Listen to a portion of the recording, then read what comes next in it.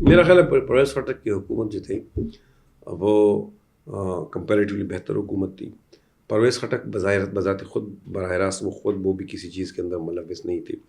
پھر وہاں جو پی ٹی آئی تھی، پی ٹی آئی بھی اس وقت موٹیویٹڈ تھی ریفارمز کے لیے، اور عمران خان اوپر بھی ایک چیک رکھتا تھا، جماعت اسلامی کی طرف سے بھی ایک چیک تھا.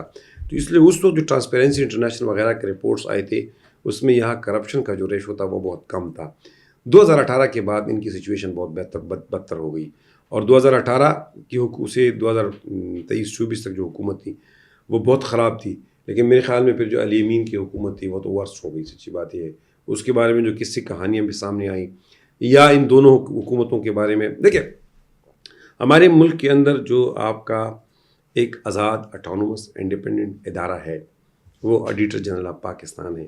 تو آپ دیکھ رہے ہیں کہ آڈیٹر جنرل آف پاکستان کے جو پبلک اکاؤنٹس کمیٹی کے اندر اور صوبائی اسمبلی کے اندر اس کے رپورٹس پیش ہوتے ہیں، اس کے اندر سب سے زیادہ جو بڑے اسکینڈلز رپورٹ ہوئی ہے وہ ان دو حکومتوں کے رپورٹ ہوئی. 2018 سے آنورڈ یہ جو ابھی 2024 تک ان کی جو دو حکومتیں ہیں ان کی بڑے بڑے اسکینڈلز جو ہے وہ رپورٹ ہوئی ہے. تو آپ لوگ خاموش کیوں اسکینڈل پر؟ اس پہ بالکل خاموش نہیں ہوں. میں مسلسل اپنی تقریروں کے اندر ہر کرپشن اسکینڈل کے اوپر بات کرتا ہوں.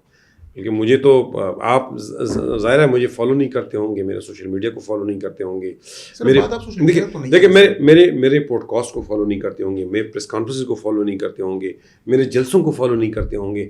میرے اس وقت جو پبلک موبلائزیشن کیمپین چل رہی ہے اس کا بنیادی جو کارنر سٹون ہے، بنیادی جو تھیم ہے وہ کے پی حکومت کی کرپشن ہے. میں اس پہ بات کر رہا ہوں، اس کو ایکسپوز کر رہا ہوں.